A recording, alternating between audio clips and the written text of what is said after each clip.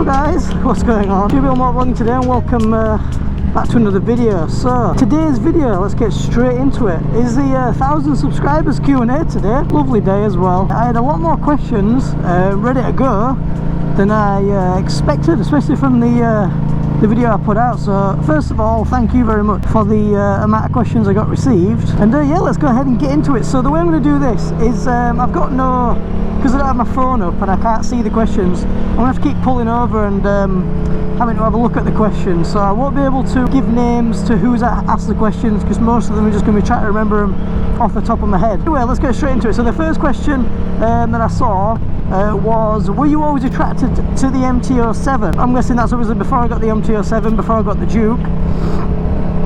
Good indicating, love, you're going to get far with your learning license. So then, the MT07, a real strange bike to me, this bike. So when I had my 125, I was, you know, looking at the A2 license, like you all do if you're really serious about riding a motorbike. You go online, you type in A2 licenses, and you obviously get a lot of UK motor vloggers that, you know, talk about the A2 license. I watch, you know, Evolution Moto Vlogs, Ryan's Life Riding, all them good guys, and they all had an MT07.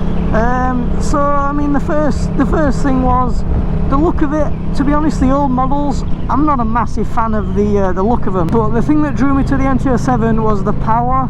To be honest, I did like the night fluo colour, but definitely the power, the sound and the torque were all things that drew me towards the MT07. I'll put a picture up on screen now. This is before I got my Duke 390, so this is when I was shopping for my first ever A2 bike. As you can see, look how happy I'm looking. But at that point in time, financially, I couldn't afford an MT07, and I especially couldn't afford the insurance on an MT07. So I got my Duke 390, and I'm so happy I got that bike anyway. And then the MT07, the new model came out. I saw it in tech black and it looked badass, the sound and stuff. And I thought, hell yeah, it's about time I'm going to get an MT07, because I always wanted one at heart, and I'd probably kick myself in teeth a bit if I didn't get one. So then that leads me on to the next question, one I do remember, and it was something on the lines of, what else would I have looked for if I hadn't got the MT07? I think it was like, what else is on your mind besides the MT07? When I had the Duke 390, I was looking up at bigger bikes when I passed my full A license test.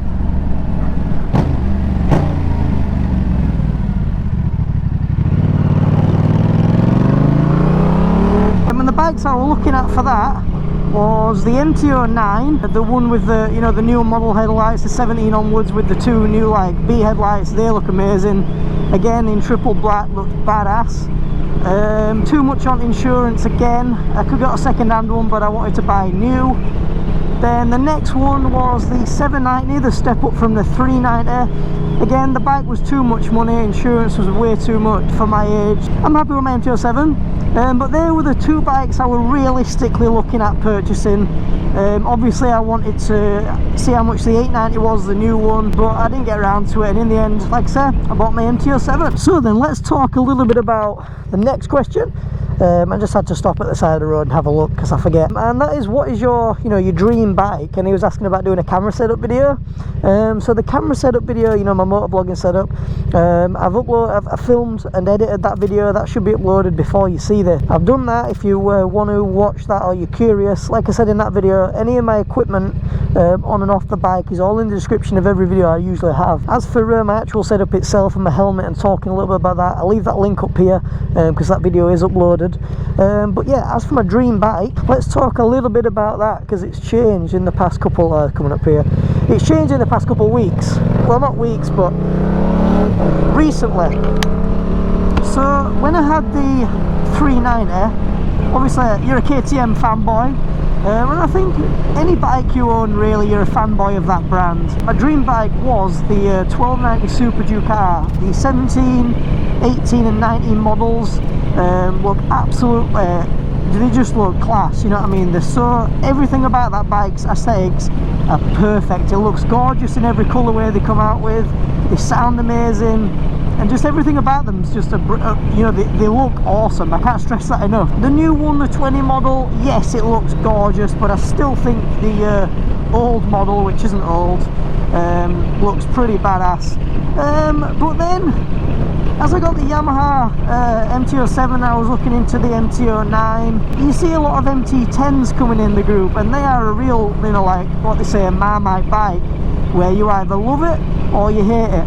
And at first the MT10 was just another bike, but you know, I've seen some videos now. You put the exhaust on them with that R1 cross-plane engine, you put the tail tidy, the underbar mirrors on, they make a great touring bike. So the MT10 in all black, or the MT10 SP, is probably one of my dream bikes that I'll probably own one day, because with it being a Yamaha, you can get them for quite cheap. So yeah, the MT10 SP or the Super Duke are one of my dream bikes.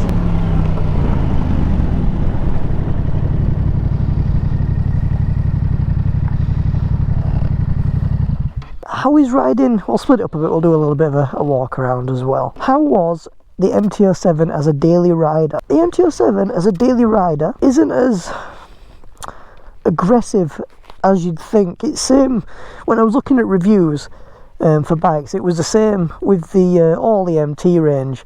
The MT07, the MT09, the MT10 are all good fun when you wind them on, but yeah, it's like they said in all the reviews, and I can totally back that the MT range, especially the MT07, if you want to ride it nice and, you know, calm and blubbing away engine, it's really good for that. You can get really good mileage out of this bike, miles per gallon. And yeah, as a daily commuter, it's light, it's small, it's loud, so you can be seen.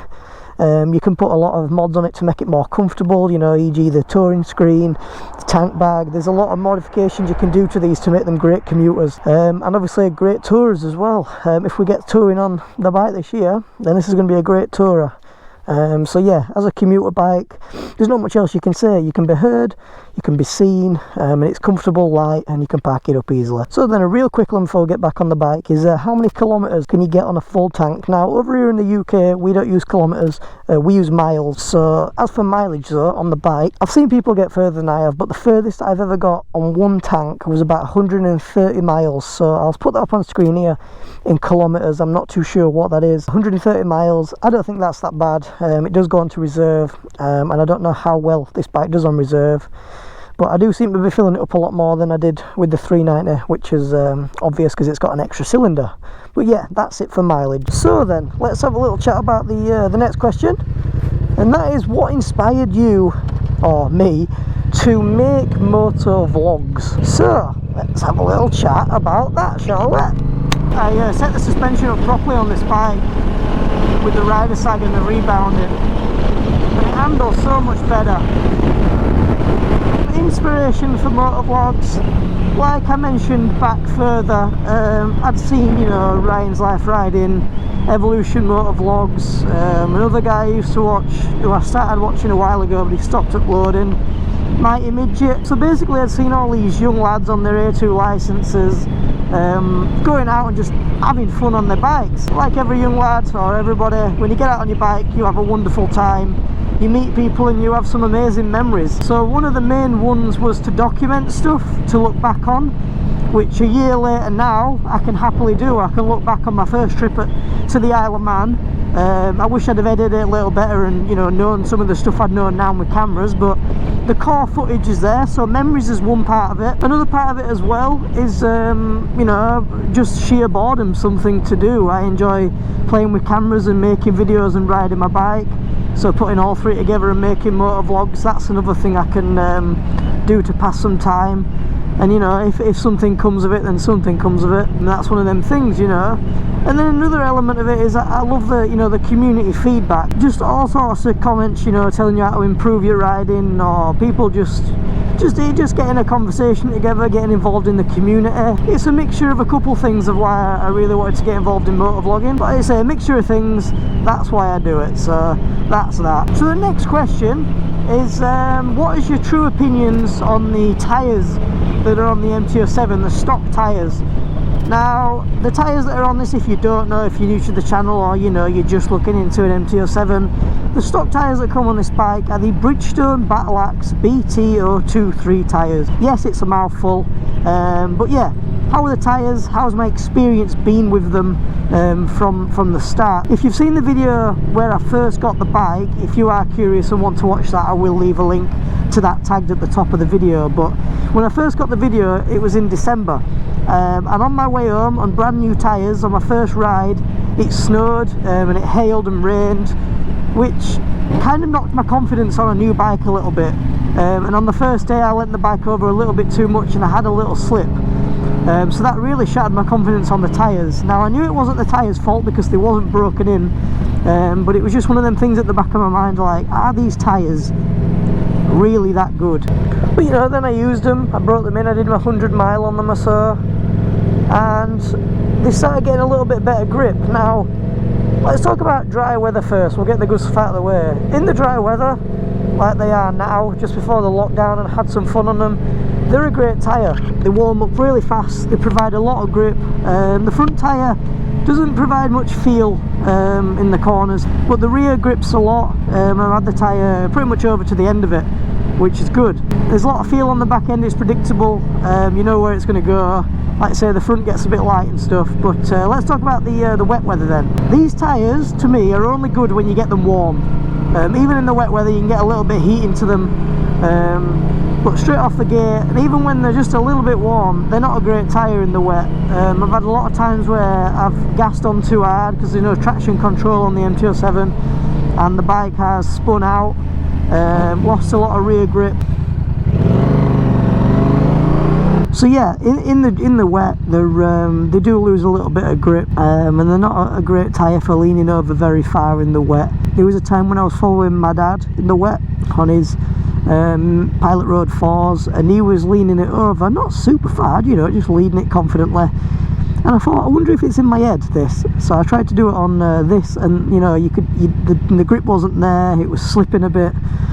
So yeah, I don't think they're a cracking tyre in the wet, but for the dry weather, you know, mileage wise, they're doing well so far. On the bike, we're currently on 3,000 miles on that back tyre, only just starting to square off a little bit, and there's still plenty of life left in it. So as for longevity, they're a pretty good tyre, but as an all-rounder in the wet, I would personally choose something different. So yeah guys, that's pretty much it for the Q&A. Thank you again for everybody that asked a question. I hope you know a little more about me now and a little more information.